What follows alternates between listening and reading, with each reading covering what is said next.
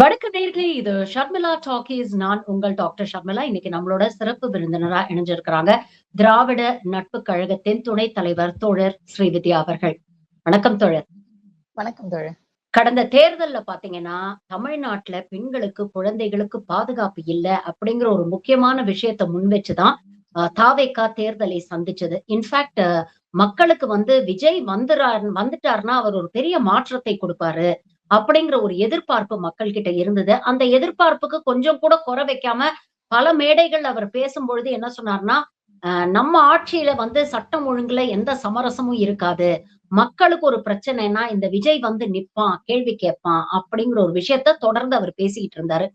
ஆனா 10 நாள் ஆட்சியில கிட்டத்தட்ட பாத்தீங்கன்னா 35க்கும் மேற்பட்ட சீரியஸ் கிரைம்ஸ் நடந்திருக்கு அப்படின்னு தினம் தினம் பத்திரிகைகள்ல, சமூக ஊடகங்கள்ல, மெயின் ஸ்ட்ரீம் மீடியால செய்திகள் நம்மளால பார்க்க முடியுது. விஜய் வந்தா பெருசா வித்தியாசமா ஏதாவது செய்வாரு அப்படின்னு எதிர்பார்த்தாங்க. நேத்து பாத்தீங்கன்னா கோயம்புத்தூர்ல, சூலூர்ல தமிழ்நாட்டையே உலுக்கி போடக்கூடிய, அதிர்ச்சியில் ஆழ்த்தக்கூடிய ஒரு சம்பவம். 10 வயது சிறுமி பாலியல் வன்கொடுமை செய்யப்பட்டு கொலை செய்யப்பட்டிருக்கிறார். வித்தியாசமா ஏதாவது பண்ணுவாருன்னு எதிர்பார்த்தாங்க. ஆனா இந்த அரசும் வழக்கம் போன விஷயங்கள் தான் பண்ணியிருக்காங்க. அதாவது போலீஸ் இன்னைக்கு ஒரு பிரஸ் மீட் குடுக்குறாங்க. 24 மணி நேரத்துல குற்றவாளிய நாங்க கண்டுபிடிச்சுட்டோம். உரிய தண்டனைய நாங்க வாங்கி குடுப்போம் அப்படின்னு சொல்றாங்க. காம்பன்சேஷன் உடனே விக்டிமோட ஃபேமிலிக்கு குடுத்துட்டோம் அப்படின்னு சொல்றாங்க. இதே தானே திமுக அரசும் பண்ணாங்க.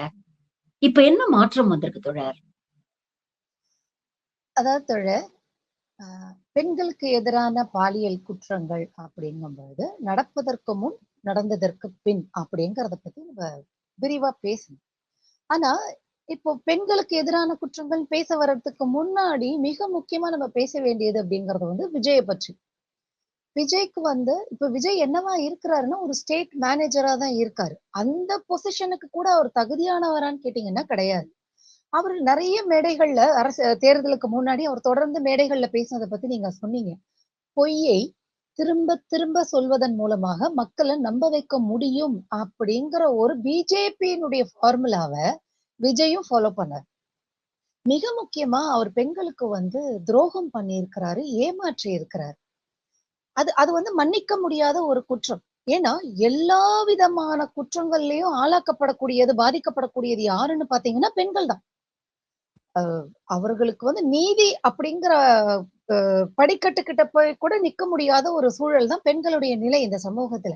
அப்படி இருக்கும் பொழுது பெண்களுக்கு ஒரு ஃபால்ஸ் ஹோப்ப, ஒரு பொய்யை, ஒரு மாய பிம்பத்தை கட்டமைச்சது அப்படிங்கறது விஜய் பண்ணது. அதுக்கு அவரை மன்னிக்கவே முடியாது. ஏன்னா பெண்களுக்கு எதிரான குற்றங்கள் அப்படிங்கறத பத்தி பெண்களை சிந்திக்க விடாமலேயே இவர் நான் வந்தா இப்படி சொடுக்கு போட்டு நான் பெண்களுக்கு எதிரான குற்றங்களை எல்லாம் தடுத்துருவேன், நான் முதலமைச்சர் ஆனேன் அப்படின்னா ஒரு குற்றம் கூட நடக்காது அப்படின்னு சொன்னதை இந்த பெண்கள் நம்பி இருக்கிறார்கள்.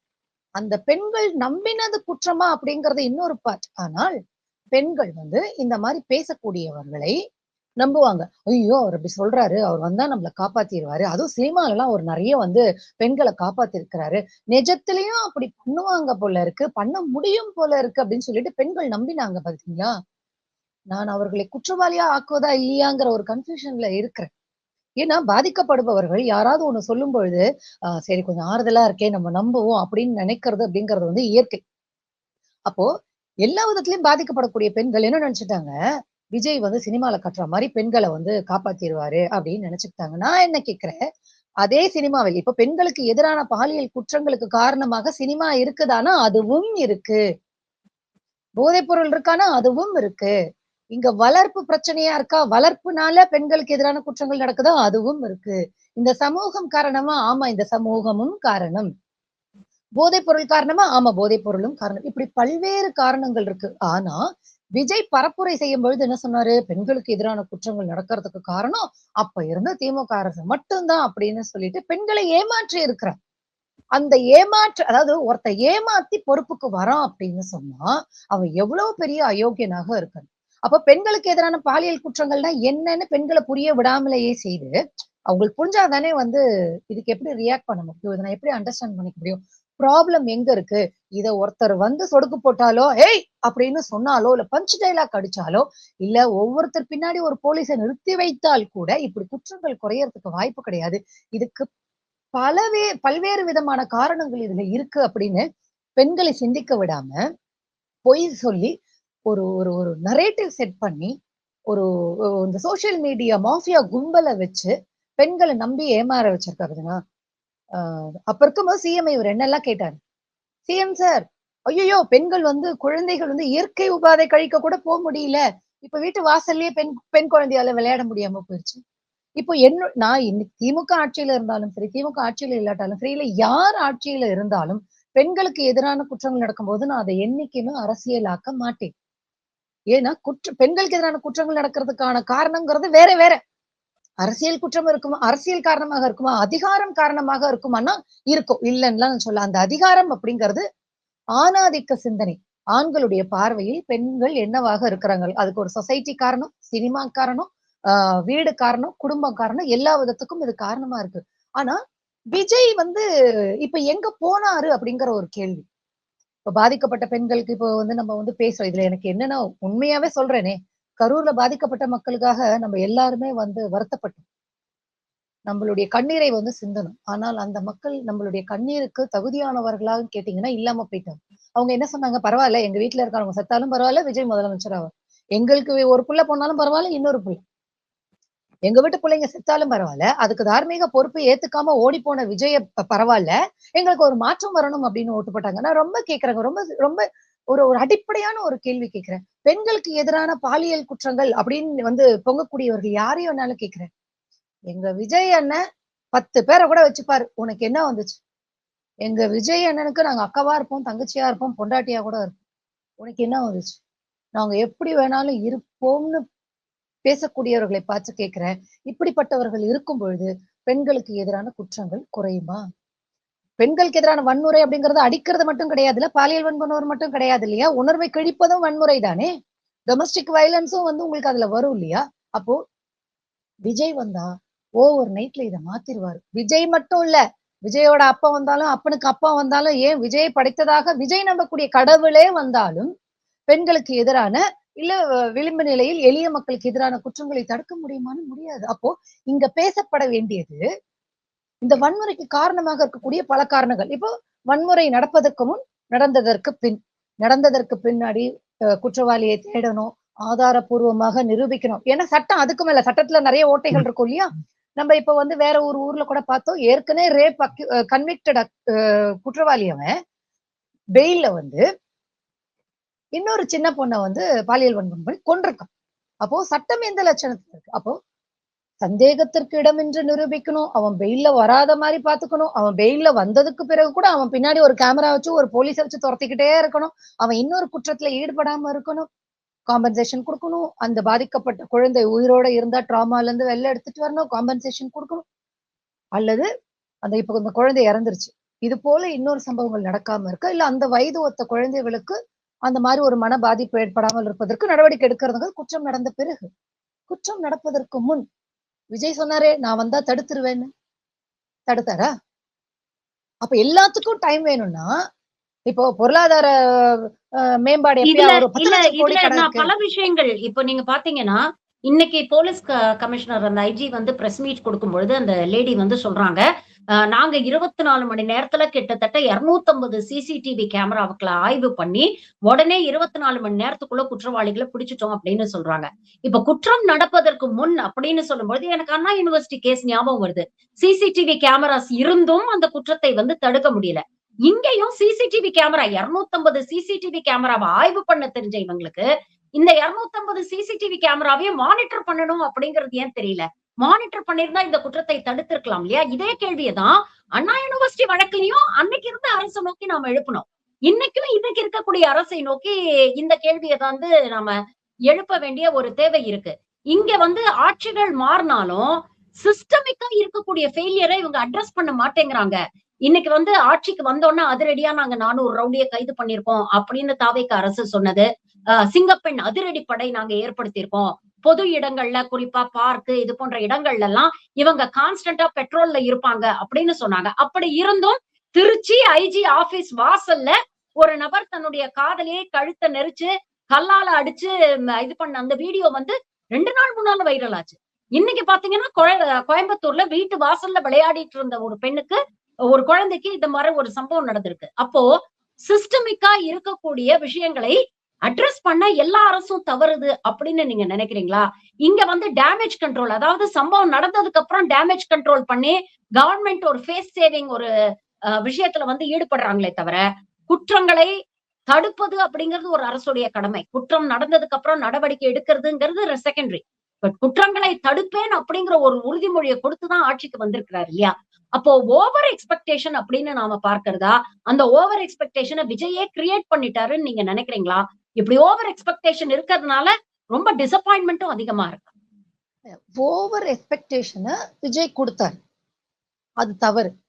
இப்ப நீங்க சொன்ன மாதிரி அதுக்கு முன்னாடி சிஸ்டம்ல இருக்கக்கூடிய ப்ராப்ளம்ஸ சால்வ் பண்ணணும் அப்படிங்கிறதுக்கு இந்த அரசு மட்டும் இல்ல, எந்த அரசுமே நகரல அப்படிங்கிறது தான் உண்மை. அதுக்கு நான் ஒரு ஒரு ஒரு கேள்வியாவே முன்வைக்கிறேனே. நம்ம நாட்டுல தமிழ்நாடே எடுத்துப்போம். பாலியல் குற்றவாளிகள் சிறையில இருக்கிறாங்க. இப்போ ஒரு குற்றம் நடக்காமலே தடுக்கணும் அப்படின்னா, அதுக்கு வல்லுநர்களை மட்டும் வச்சு நீ குழு போட்டா நடக்காது. ஏற்கனவே குற்றத்தில் ஈடுபட்டவர்கள் இருக்காங்க இல்லையா? அவங்கள யாராவது போய் வந்து அசஸ் பண்ணியிருக்கோமா? அவங்க கிட்ட யாராவது நம்ம போய் ஒரு ஒரு ஒரு ஒரு வல்லுநர்கள் குழு, சைக்கியாட்ரிஸ்டோ, சோசியாலஜிஸ்டோ, எஜுகேஷனலிஸ்டோ இந்த மாதிரி வச்சு, ஒரு வல்லுநர்களை வச்சு இவங்க எதுக்காக அந்த நிலைக்கு தள்ளப்படுறாங்க, அவங்க ஏன் அந்த குற்றத்தில் ஈடுபடுறாங்க, அவங்க ஏன் சட்டங்கள் இருந்தும் நீதிமன்றங்கள் இருந்தும் தண்டனை இருக்குன்னு தெரியும், சக மனிதன் அவனுக்கு வலிக்கும்னு தெரிந்தும் அவன் ஏன் இப்படி பண்றான், சரி சிசிடிவி கேமரா இருக்குதே, பப்ளிக் இருப்பாங்களே, அப்போ ஒரு குற்றவாளி எப்படி சிந்திக்கிறான் அப்படிங்கிற ஆய்வுக்கு எந்த அரசும் நகர்றதே கிடையாது. இப்ப நீங்க அதனாலதான் கேமரா இருந்தும் இடம் இருந்தும் ரோந்து இருந்தும் இப்படி நடக்குது. இப்போ ஓவர் எக்ஸ்பெக்டேஷனை விஜய் கொடுத்திருக்கிறாரு அப்படின்னு சொன்னா, ஆமா இந்த ரியாலிட்டி எல்லாம் அவர் பேசவே இல்லையா? அவர் என்ன சொன்னாரு? நான் வந்தா நீ வந்தா என்ன பண்ணுவ? நீ வந்தா எப்படி தடுக்க முடியும்? தடுக்கிறதுக்கான என்ன ஆய்வை நீ மேற்கொண்டிருக்கிற? ஒண்ணு பண்றதுக்கு எனக்கு டைம் வேணும் அப்படின்னு நீ கேக்குறல்ல. அப்போ நீ பரப்புரையில சொல்லியிருக்கணும் இல்லையா? நான் வந்தால் இப்படிப்பட்ட குழுவை எல்லாம் நான் அமைப்பேன். ஏன்னா இந்த குழுதான் ஒரு குற்றம் நடப்பதற்கு முன்னாடியே தடுத்து நிறுத்துவதற்கான தீர்வுகளை சொல்ல முடியும். அப்படி நான் ஒரு குழு அமைப்பேன்னு சொன்னியா? அதை சொல்லல. என்ன நான் வந்தா அப்படின்னு பஞ்ச் டைலாக் தான் அடிச்சேன். அதாவதுங்க எக்ஸ்பெக்டேஷன்ஸ் இருக்குங்க.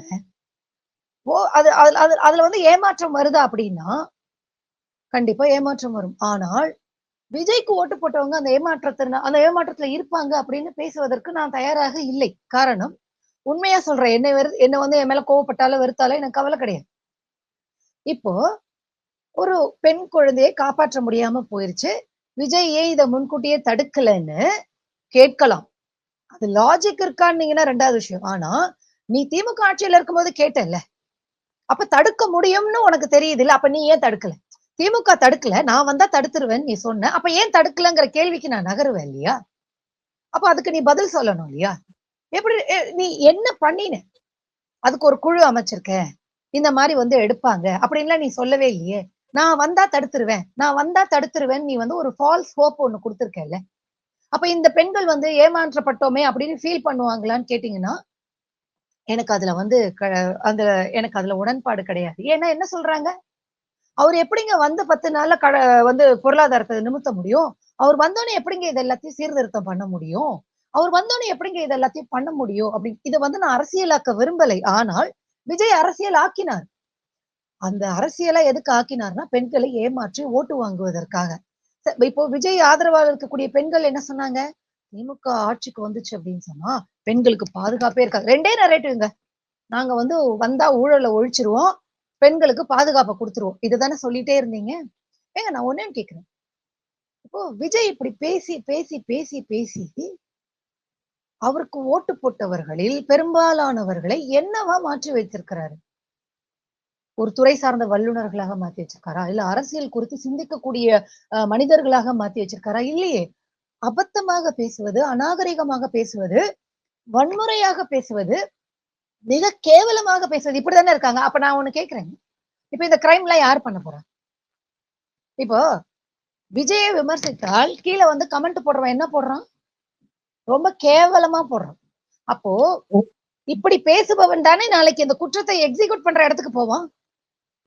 நீ சிந்திச்சிருக்க, ம். அதை இன்னைக்கு எழுதுற, பேசுற, நாளைக்கு அதை நீ செயல்படுத்துவல்ல. அப்போ சினிமா துறையில் இருந்து கொண்டே பெண்களுக்கு எதிரான வன்முறைகளை ஊக்குவிக்கக்கூடிய காட்சிகளில் நடித்துக்கொண்டே, நான் முதலமைச்சர் ஆனா ஒரே நாள்ல எல்லாத்தையும் சொடுக்கு போட்டு நிறுத்திருவேன். அதுக்கு சிங்கப்பெண் படம் வேற அமைப்பேன். அப்படின்னு சொல்லி பொய் சொல்லி ஏமாத்திருக்கிறார். அதாவது ரொம்ப நான் பிராக்டிகலா சொல்றேன். எல்லா குற்றங்களையும் தடுக்க முடியுமா பெண்களுக்கு எதிராகன்னு கேட்டீங்கன்னா முடியாது. இப்ப நான் ஒரு இடத்துக்கு போறேன். அது ஒரு ரிமோட் பிளேஸா இருக்கலாம். நான் ஒரு ரிசர்ச்க்காக போலாம். இல்ல நான் அந்த ரூட்ல டிராவல் பண்ணிட்டு போயிருக்கலாம். எல்லா இடத்துலயும் சிசிடிவி கேமரா வைக்க முடியுமான்னா முடியும். எல்லாருக்கு பின்னாடி போலீஸ் போட முடியுமான்னா முடியும். இதுக்கு பின்னாடி இருக்கக்கூடிய காரணங்களை ஆய்வு செய்யணுங்கிற இடத்திற்கு நம்ம வந்து போகணும்னு நினைக்கிறோம். ஆனா விஜய் என்ன பண்ணாரு? வந்து ஏமாத்திருக்காரு. இப்ப பெண்கள் எல்லாரும் கதறாங்க. ஐயோ! அவர் வந்து ஒரு ஆக்ஷன் ஹீரோ அப்படின்னு நினைச்சுதானே ஓட்டு போட்டோம். ஆனா இப்படி அவர் பண்ணிட்டாரே. ரொம்ப சிம்பிளா சொல்றேன். விஜய் நினைச்சா இப்பயும் அந்த பெண்களை ஏமாத்த முடியும். ஏன் தெரியுமா? இப்போ ஏதாவது ஒரு அதிரடியா ஒரு நடவடிக்கை எடுப்பாரு. உடனே அப்படியே அந்த ஒரு அவங்களோட அந்த ரூட் மாஃபியா வச்சு ஒரு நரேட்டிவ் செட் பண்ணி சோசியல் மீடியால ஸ்ப்ரெட் பண்ணுவாங்க. இப்ப அழுது புடம்பிய பெண்கள் எல்லாரும், ஐயோ! பாத்தீங்களா? எங்க அண்ணன் எவ்வளவு சூப்பரா பண்ணிட்டாரு. அப்படின்னு புலகாங்கீதம் அடைஞ்சு ஓஞ்சிருவாங்க. ஆனால் உண்மையாகவே ஸ்டேட் மேனேஜராக இருக்கக்கூடிய விஜய்க்கு இந்த குற்றங்கள் தடுக்கப்படணுங்கிற எண்ணம் இருந்தா, அவர் அடிப்படையான ஆய்வுக்கு போகணும். போகவே மாட்டாரு. இந்த பெண்களும் அத கேட்க மாட்டாங்க. சோ யார் அந்த இடத்திற்கு நகரலை அப்படின்னாலும், நம்ம முழுமையா அவர்களை நம்பலாமா அப்படின்னு கேட்டாங்கன்னா, யாரா இருந்தாலும் நம்பக்கூடாது. நம்ம இப்ப இத இதுக்கு இன்னொரு விஷயமும் நம்ம இதுல இன்னொரு விஷயமும் பார்க்க வேண்டியிருக்கு தோழர். கடந்த தேர்தல்ல வந்து தன்னுடைய குட்டி நண்பா, நண்பீஸ் கிட்ட வந்து வீட்ல எப்படியாவது அழுது அடம் பிடிச்சு விஜய் மாமாக்கு ஓட்டு போட சொல்லுங்க அப்படின்னு சொன்னாரு. அந்த குழந்தைங்களும் விஜய் மாமாவ நம்பி வீட்ல அழுது அடம் பிடிச்சு ஓட்டு போட வச்சாங்க. இன்ஃபாக்ட் பதவி ஏற்கக்கூடிய விழாவுல மாண்புமிகு முதலமைச்சர் திரு விஜய் அவர்கள் அந்த குழந்தைங்களுக்கு நன்றி சொன்னாங்க. அப்படிங்கிறத நாம பார்க்கிறோம். இந்த சிறுமியும் விஜய் மாமாவுக்கு ஓட்டு போடுங்க அப்படின்னு வீட்ல வந்து பேசியிருப்பாங்கன்னு எனக்கு தோணுது. ஏன் சொல்றேன்னா, அந்த குழந்தையுடைய தாயார் இன்னைக்கு வந்து ஒரு பேட்டியில வந்து சொல்றாங்க. விஜய் சார் வந்து நேர்ல வந்து ஒரு வார்த்தை ஆறுதலாவது சொல்லியிருந்திருக்கலாம். இல்ல ஒரு ஃபோனாவது பண்ணி பேசியிருந்திருக்கலாம். அப்படின்னு தன்னுடைய வருத்தத்தை வந்து அவங்க வெளிப்படுத்துறாங்க. இதே மாதிரி ஒரு சம்பவம் கடந்த ஆட்சியில நடந்தபோது, அஜித் குமாருடைய காவல்துறை மரணம் நிகழ்ந்தபோது, விஜய் அவர்கள் நேர்ல போய் பார்த்தாரு. பாதிக்கப்பட்ட குடும்பத்த நேர்ல போய் பார்த்தாரு. சிஎம் வந்து ஃபோன் பண்ணி சாரி கேட்டாரு. அப்போ இருந்த சிஎம். அப்போ விஜய் சார் வந்து மேடையில பேசினாரு. "சாரி சொன்னா போதுமா சிஎம் சார்?" அப்படிங்கிற ஒரு கேள்விய கேட்டாரு. இன்னைக்கு அவர் முதலமைச்சராக இருக்கும் பொழுது நீங்க பார்த்தீங்கன்னா, ஒரே ஒரு ட்வீட் வருது. அதுவும் குற்றம் நடந்து இவங்க குற்றவாளிகள கண்டுபிடிச்சுட்டாங்க அப்படின்னு சொன்னதுக்கு அப்புறம் ஒரே ஒரு ட்வீட் வருது. அதுலயும் அ பெண்ணுடைய அந்த குழந்தையுடைய தாயார் வந்து முன்னுக்கு பின் முரணான பல தகவல்கள வந்து அவங்க பதிவு பண்றாங்க. அதாவது போலீஸ் வந்து முதல்ல குழந்தைய காப்பாத்திட்டோம். குழந்தை நல்லா இருக்கா அப்படின்னு சொன்னாங்க. எஃப்ஐஆர் ஃபைல் பண்றதுக்கே 24 ஹவர்ஸ்க்கு மேல ஆயிடுச்சு. ஆனா கடைசியில வந்து குழந்தை இறந்து போச்சு அப்படின்னு சொல்றாங்க. இதெல்லாம் வந்து எங்களால நம்ப முடியல அப்படின்னு மக்கள் போய் அங்க போராட்டம் பண்ணியிருக்கிறாங்க. கோவை தொகுதியில மட்டும் நீங்க பார்த்தீங்கன்னா, 2 அமைச்சர்கள் இருக்கிறாங்க. 7 எம்.எல்.ஏக்கள் இருக்கிறாங்க. சூலூருடைய எம்.எல்.ஏ சுகுமாரன் அங்க போயி அந்த பொதுமக்கள சந்திச்சு, போலீஸ் உடனே எல்லாம் பண்ண முடியுமா? அவங்களுக்கு ஒரு 24 ஹவர்ஸ் டைம் குடுக்க வேண்டாமா? நீங்கல்லாம் அவசரப்பட்டா எப்படி? அப்படின்னு பேசுனதாகவும், அதனால அங்க இருக்கக்கூடிய மக்கள் வந்து கொந்தளித்ததாகவும் தகவல்கள் வந்து நம்மளால பார்க்க முடியுது. அப்போ கடந்த ஆட்சி மீது இதே குற்றச்சாட்டுகளை வைத்த இந்த அரசு, மறுபடியும் அதே தானே பண்றாங்க. மக்களை ஏமாற்றுவதற்குங்க. நான் சொல்லுகின்ற பொய்யை நம்புவதற்கு மக்கள் இருக்கிற வரைக்கும், அவன் 1000 பொய் இல்ல 10,000 பொய் சொல்லுவான். இப்போ தாவேக்கால இருந்து ஒருத்தர் போய் வந்து அந்த ஸ்பாட்ல போய் அழுததா வந்து ஒரு வீடியோ கிளிப் வந்துச்சு. அன்பில் மகேஷ் அவர்கள் வந்து அழும்போது, நீங்க அத நடிப்புன்னு கொச்சைப்படுத்தினா அயோக்கியர்கள். இப்போ திமுக ஆட்சியில் இருக்கும்போது, நான் தான் சொன்னேன். குற்றத்தை தடுக்கணுமா? தடுக்கணும். அதுக்கு ஒரு மிகப்பெரிய ஆய்வு ஒர்க் பண்ணணும். உலகத்தில் எந்த மூலையும் குற்றங்கள் நடைபெறாம தடுக்க முடியாது. ரியாலிட்டி அதுதான். அத ரியாலிட்டி அக்செப்ட் பண்ணா தான் நம்ம சொல்யூஷனுக்கு போக முடியும். பட் குற்றம் நடந்துருச்சு. சாரி சொன்னாரு. அப்ப சிஎம்மா இருந்த எம்.கே. ஸ்டாலின் அவர்கள். விஜய் என்ன நக்கல் அடிச்சாருன்னு சொன்னீங்க? சாரி சொன்னா போதுமா? அந்த சாரி சொல்வதற்கு கூட நேர்மை இல்லாமல் கரூர்ல இருந்து ஓடி போன அயோக்கியன் தானே விஜய். அதே அயோக்கியனுக்கு ஓட்டு போட்ட மக்களை நம்ம என்ன சொல்றோம்? இப்போ அப்பயே சாரி சொல்லல. ஏன்னா இமேஜ் போயிடும். அந்த விஜய் அப்படிங்கிற ஒரு நடிகன் மீது ஆசை, மோகம், காமம் இதுல நான் வந்து வேர்ட்ஸை நான் மாத்தி எல்லாம் சொல்லல, எக்ஸாக்டா சொல்றேன். ஏன்னா அவருடைய ரசிகர்கள் என்னென்ன பேசினாங்கிறத நம்ம பாக்குறோம். அப்போ இது குறைந்து விடக்கூடாது. பப்ளிக்கா நம்ம சாரி கேட்டா நம்ம மேல இருக்கக்கூடிய அந்த ஆசை மோகம் அப்படிங்கிறது போயிரும். அப்ப நம்மள ஒரு அரசியல்வாதியா பார்க்க ஆரம்பிச்சாங்கன்னா போய் சொல்லி ஓட்டு வாங்க முடியாது அப்படிங்கிறதுக்காக தார்மீக பொறுப்பு ஏத்துக்காம ஓடி போனவர் விஜய்.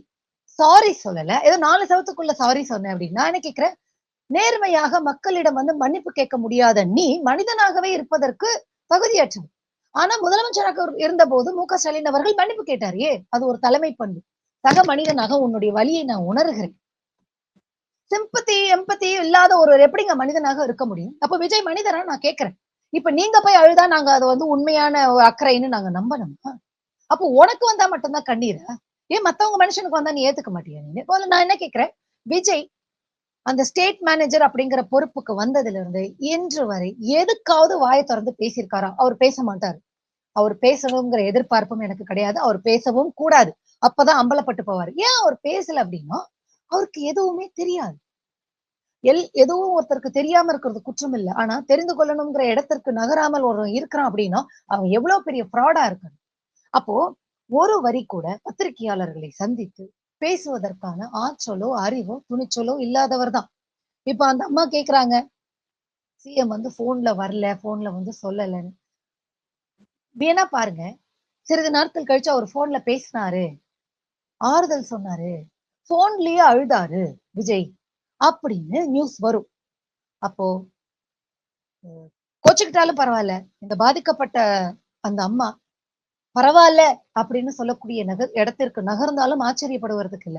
இப்ப என்னுடைய இது பெண்களுக்கு எதிரான குற்றங்கள் அப்படிங்கறத நம்ம பேசணும். ஏன்னா இது எப்பொழுதுமே எல்லா இடத்திலுமே நடக்கக்கூடியதாக இருக்கிறது. உலகத்தில் எல்லா மூலையிலுமே நடக்குது அப்படிங்கும்போது அதை நம்ம வந்து டீட்டெயில்டா பேசணுங்கிற எண்ணம் இருந்தால் கூட ஒருத்தன் வந்தா நான் இதெல்லாம் நிறுத்திடுவேன்னு சொன்னா இதை நம்பி ஓட்டு போடுற அளவுக்கு தான் பெண்களுடைய மூளை இருக்கா? நான் கேக்குறேன். இந்த சொசைட்டி பெண்களை எப்படி பார்த்துட்டு இருக்கு? ஏங்க அதுக்கு சொல்றேன், ரொம்ப சிம்பிள் எக்ஸாம்பிள். சினிமால என்ன வருது? பொம்பளைனா இப்படி இருக்கணும், பொம்பளைனா அப்படி இருக்கணும். பெண்களை வந்து ஒரு செக்ஸ் டாய்ஸாவே இன்னி வரைக்கும் சினிமால காமிச்சுக்கிட்டு இருக்கிறீங்க. அப்போ இதுக்கெல்லாம் யார் இப்போ பெண்களுக்கு எதிரான இல்ல இப்ப குற்றங்களை தடுக்கணும். விஜய்க்கு ஆதரவாக பேசக்கூடியவங்க வந்து சமூக வலைதளங்களை போடக்கூடிய பதிவை என்னால பார்க்க முடியுது. இப்பதானே ஆட்சிக்கு வந்திருக்கிறாங்க, 10 நாள் தானே ஆகுது. அவங்களுக்கு இத பத்தின புரிதல் அனுபவம் எல்லாம் இல்ல. உடனே நீங்க வந்து குற்றம் சாட்டி இதை அரசியல் ஆக்குறீங்க அப்படிங்கிற ஒரு விமர்சனத்தை வைக்கிறாங்க. அப்ப புரிதலும் அனுபவமும் இல்லாத ஒருத்தருக்கு ஓட்டு போடுறது நியாயமா அப்படிங்கிற ஒரு கேள்வியை வந்து அவங்க கேட்டிருக்கணும். அதை கேட்கல. புரிதலோ அனுபவமோ இல்லாதவங்களுக்கு ஓட்டு போட்டு இன்னைக்கு ஆட்சியில கொண்டு வந்து உட்கார வச்சிருக்காங்க. அட்லீஸ்ட் அந்த அக்கௌண்டபிலிட்டியும் ரெஸ்பான்சிபிலிட்டியும் அவங்க தானே பிக்ஸ் பண்ணணும். நீங்க ஓட்டு போட்டு கொண்டு வந்தவங்களுக்கு ரெஸ்பான்சிபிலிட்டி அக்கௌண்டபிலிட்டி நீங்க பிக்ஸ் பண்ணணும்.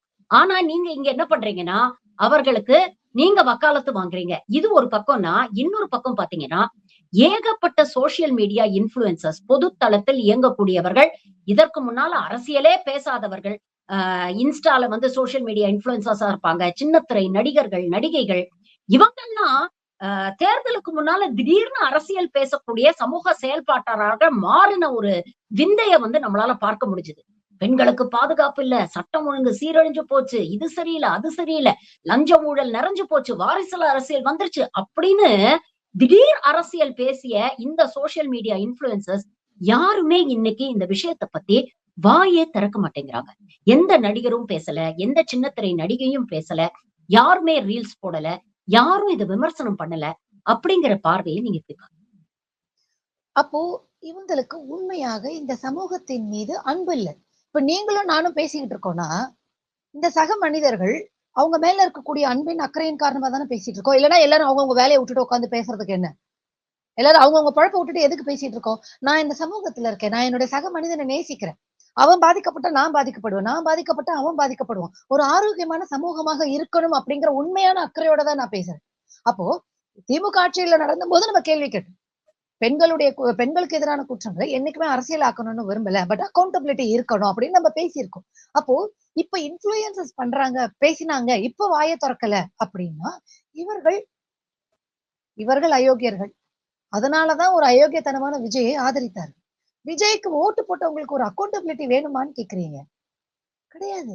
கரூர்ல இருந்து ஓடி போனபோது பரவாயில்லன்னு சொல்லி ஓட்டு போட்டவங்க. வந்து 10 நாள் தான் ஆகுது, எப்படி தடுக்க நிறுத்த முடியும்னு நீங்க கேக்குறீங்களே, இதெல்லாம் எப்படி உடனே சரி பண்ண முடியும்னு கேக்குறீங்களே.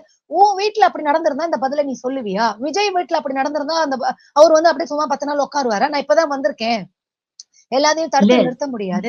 நீங்க கேட்ட கேள்வி எந்த சரியான அளவுக்கு கேள்விதான். போச்சுன்னா தோழர், எந்த அளவுக்கு போச்சுன்னா தோழர், நிறைய சின்னத்திரை நடிகர்கள், நடிகைகள்லாம் இந்த 108 சீட்டு வாங்கிட்டு இவர் ஆட்சி அமைக்கிறதுக்கு ஒரு சின்ன கன்ஃபியூஷன், ஒரு தாமதம் ஏற்பட்டது இல்லையா? அப்ப அழுது பதிவு போட்டாங்க தோழர். எங்க அண்ணன் இவ்ளோ கஷ்டப்பட்டு ஜெயிச்சு வந்திருக்காரு. அவர சிஎம் சேர்ல உட்கார விடாம நீங்கலாம் சேர்ந்து சதி பண்றீங்களே! அப்படின்னு திமுக மற்றும் கூட்டணி கட்சிகளை நோக்கி விமர்சனங்கள் வைத்தார்கள். இன்னைக்கு யாருமே பேச மாட்டேங்கிறாங்களே தோழர். இவங்களுக்கு இப்படி இப்படி பேசுனாங்க இல்லையா? அந்த முட்டாள்களுக்கு அரசுன்னா என்ன? அரசு இயந்திரம்னா என்ன? கான்ஸ்டிடியூஷன்னா என்ன? ஒரு வெங்காயமும் ஒரு விளக்கமாறுமே தெரியாது. ஏன்னா, உங்க அண்ணன் வந்தா புடுங்கி நட்டுருவாருன்னு நீ எப்படி பேசுன? உனக்கு அத பத்தி எதுவுமே தெரியலங்கிறதுனால தானே. ஒரு ஒரு ஏங்க விஜய் இப்ப மியரா பாக்குறது ஸ்டேட் மேனேஜர் வேலை. அந்த மேனேஜர் வேலைய கூட செய்யறதுக்கு ஒண்ணு கருவி இல்ல. அதனாலதான் அதனால பதபதச்சோம். இப்படிப்பட்ட முட்டாள், இப்படிப்பட்ட அயோக்கியன், இப்படிப்பட்ட பொறுப்பற்ற ஒரு ஒரு நாடகம் ஆடக்கூடியவன், ஒரு சைக்கோ பார்த்து வரவே கூடாதுன்னு ஏன் சொன்னோம்? இப்படி எல்லாம் நடக்கும். அதுக்கு அக்கௌண்டபிலிட்டி எடுத்துக்காம ஓடி போவான். இவன் அப்படிதான் போயிருக்கான் அப்படின்னு சொல்லும்போது, இவங்க எல்லாரும் இப்படி பண்றாங்க அப்படின்னா, இதுங்களுக்கு அடிப்படை அறிவு கிடையாது. அடிப்படை அரசியல் புரிதல் கிடையாது. அவர் வந்தா மாத்திருவார் அப்படின்னு ஒரு முட்டாள்தனமான சிந்தனை அல்லது அயோக்கியத்தனமான சிந்தனை. இப்போ நாம நாம ஒரு பொசிஷனுக்கு ஒருத்தரை சூஸ் பண்றோம்னா அவருக்கு இது தெரியுமா? நான் அதான் திரும்ப திரும்ப கேட்டேன். அது எப்படிங்க நீங்க ஒரு பெரிய கம்பெனியை உருவாக்கிக்கிட்டு ஒண்ணுமே தெரியாத ஒரு லேமன் வந்து வாய்ப்பு கொடுன்னா கொடுத்துருவீங்களா? எவ்வளவு பெரிய அசட், ஒண்ணுமே தெரியாதவனுக்கு கொடுத்துருவீங்களா? அப்ப 8 கோடி மக்களினுடைய வாழ்க்கையை வந்து தீர்மானிக்கக்கூடியதுங்கிறது இடம் அப்படிங்கிறது வந்து கான்ஸ்டிடியூஷனல் ரிஃபார்ம். அதெல்லாம் விஜய்க்கு தெரியவே தெரியாது. அட்லீஸ்ட் 8 கோடி மக்களை பாதுகாக்க வேண்டிய செக்யூரிட்டி வேலை, மேனேஜர் வேலை, இத கூட செய்ய தெரியாதவர் தான் விஜய். கரண்ட் ஏன் கட் ஆகுது? அதை நாங்க ஆராய்ச்சி பண்ணி சொல்லுவோம். மீட்டிங்கை கேன்சல் பண்ணியாச்சு. அப்படின்னா என்னன்னு தெரியாது. உடனே டெண்டர் கேன்சல். இவர் விஜய் வெளியிலேயே வரமாட்டாரு, பேசவே மாட்டாரு, ரீல்ஸ் மட்டும்தான் போட்டுட்டு இருப்பாரு. துண்டு போட்டாரு, துண்டு எடுத்தாரு, அவர் கையாலேயே அவர் சாப்பிட்டாரு, அவர் காலாலேயே நடந்து போனாரு. நான் என்ன கேக்குறேன், முதலமைச்சர் அப்படிங்கிற ஒரு சீட்ல ஒருத்தர் உட்கார்ந்தா அந்த முதலமைச்சர் வேலையை செய்தாரா செய்யலையா அத வந்து நீங்க மார்க் போட வேண்டியது, அவர் சரியா இருக்காரா இல்லையா, சரியா இல்லைன்னா திருத்த வேண்டியது, சரியா இல்லைன்னா தூக்கி கடாச வேண்டியது, இந்த வேலையை தான் பார்க்கணும். முதலமைச்சர் வேலையை அவர் சரியா செஞ்சாரா இல்லையா, அதுக்கான ஆற்றல் அவர்கிட்ட இருக்கா, அறிவு இருக்கான்னு பார்க்கணும். அதை விட்டுவிட்டு அவர் கையாலே சாப்பிட்டாரு, காலாலே நடந்தாரு, மூக்காலே மூச்சு விட்டாருன்னு பாடிட்டு இருந்தா இது எவ்வளவு பெரிய அயோக்கிய. அததான் நம்ம திரும்ப சொல்றோம். விஜயை தேர்ந்தெடுத்தது இந்த இந்த நாட்டுக்கு மிக பெரும் கேடு. நமக்கு நாமளே மண்ணள்ளி போட்டு அதனாலதான் வேண்டாம் வேண்டாம் வேண்டாம்னு சொன்னோம். இப்போ அந்த 1.25 கோடி மக்கள் ஓட்டு போட்டதுனால ஒட்டுமொத்த 8 கோடி மக்களும் பாதிக்கப்பட்டிருக்கோம் இல்லையா? பச்சை குழந்தை முதற்கொண்டு, சின்ன குழந்தை முதற்கொண்டு. இப்ப குழந்தைங்க எல்லாம் சொல்லிச்சு, அவருக்கு ஓட்டு போடுங்க, அவருக்கு ஓட்டு போடுங்கன்னு சொல்ல சொன்னார் இல்லையா விஜய்? அந்த குழந்தைங்களுக்கு என்ன தெரியும்? அரசியலை பத்தி தெரியுமா? முதலமைச்சருடைய வேலை என்னன்னு தெரியுமா? இப்படி அக்கௌண்டபிலிட்டின்னு ஒண்ணு எடுக்கணும், அது விஜய்க்கு தெரியுமா தெரியாதா? அப்படி ஏதாவது அந்த குழந்தைங்களுக்கு தெரியுமா? சட்டம் ஒழுங்குனா என்ன? இந்த வன்முறைனா என்ன? பெண்களுக்கு பாதுகாப்பு இல்லாத சூழலுக்கு என்னென்னலாம் காரணமா இருக்கு? இதெல்லாம் தெரியுமா அந்த குழந்தைங்களுக்கு? குழந்தை சொல்லிச்சுன்னு ஓட்டு போடுறவங்க யாராவது அந்த குழந்தைகளை வளர்க்கும் பொழுது ஆண், பெண், திருநர்கள் எல்லாரும் சமம் அப்படின்னு சொல்லி கொடுத்து வளர்த்தீங்களா?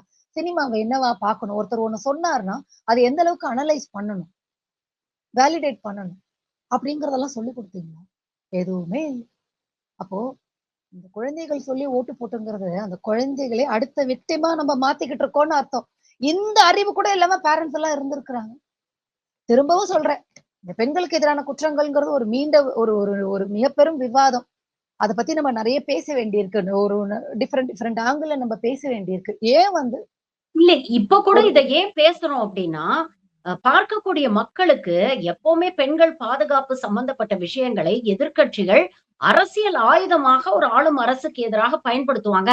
அத நம்ம செய்யக்கூடாது அப்படிங்கிறத உணர்த்துறதுக்காகத்தான். ஏன்னா, இப்ப கூட நீங்க ரீசென்ட்டா இந்த ஒரு வாரத்துல இருக்கக்கூடிய ஈவென்ட்ஸ் நீங்க பார்த்தீங்கன்னா, கல்வியில் ஒரு சின்ன பிரச்சனை வருது. அதாவது பிஎம் ஸ்ரீ திட்டத்தை வந்து திணிக்க முயற்சி பண்றாங்க, காலக்கெடு வச்சிருக்கிறாங்க அப்படின்னு சொல்றாங்க. அப்போதான் அந்த டைம்ல தான் அந்த ரிசல்ட் எல்லாம் வந்தது. 10th ஸ்டாண்டர்ட் ரிசல்ட் எல்லாம் வந்தது. அப்ப பார்த்தீங்கன்னா, இன்னைக்கு இருக்கக்கூடிய எஜுகேஷன் மினிஸ்டர் திரு ராஜ்மோகன் அவர்கள், "கல்வியில் சிறந்த தமிழ்நாடு தான். தமிழ்நாடு எப்பவுமே கல்வியில் சிறந்த மாநிலமா தான் இருந்திருக்கு" அப்படின்னாரு.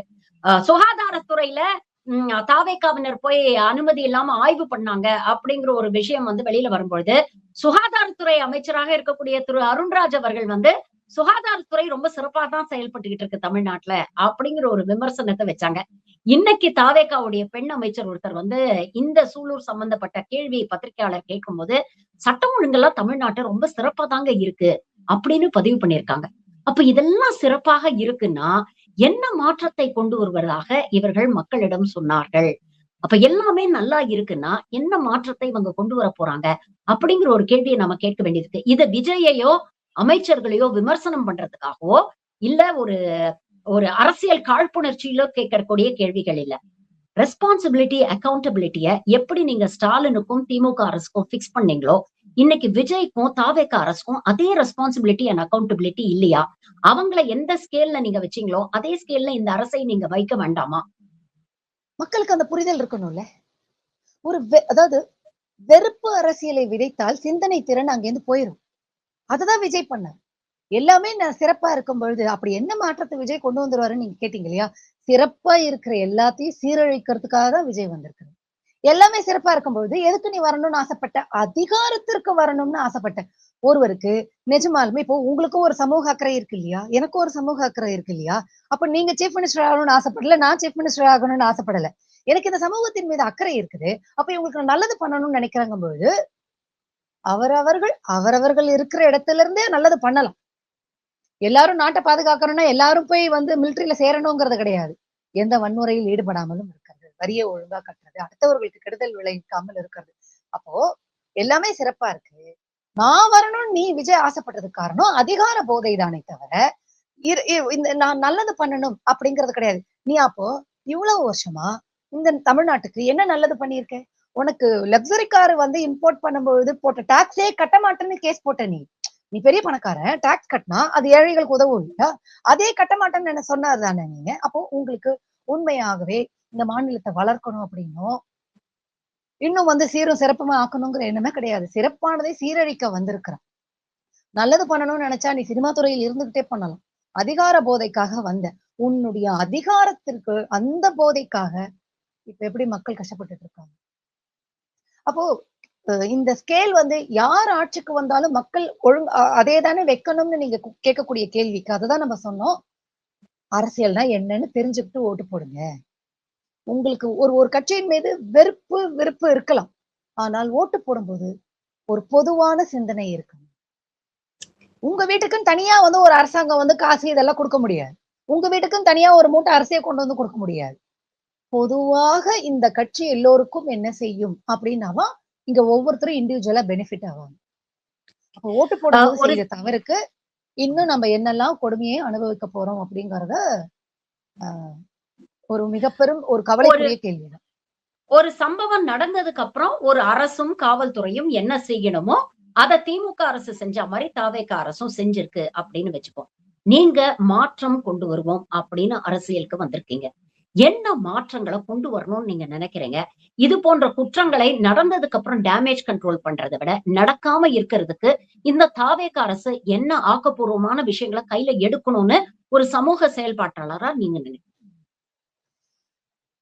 ஆஹ் பெண்களுக்கு எதிரான பாலியல் குற்றங்கள் அப்படின்னு வரும்போது அதுக்கு அந்த குற்றம் நடக்காம இருப்பதற்கு இவங்க முதல்ல வந்து சொடுக்கு போட்டாலோ இல்ல ஆதவ அர்ஜுனா பேசினாலோ சிங்கப்பெண் இதெல்லாம் வச்சிருந்தாலோலாம் வேலைக்காக ஒரு வல்லுநர்கள் குழுவை அமைக்கணும்.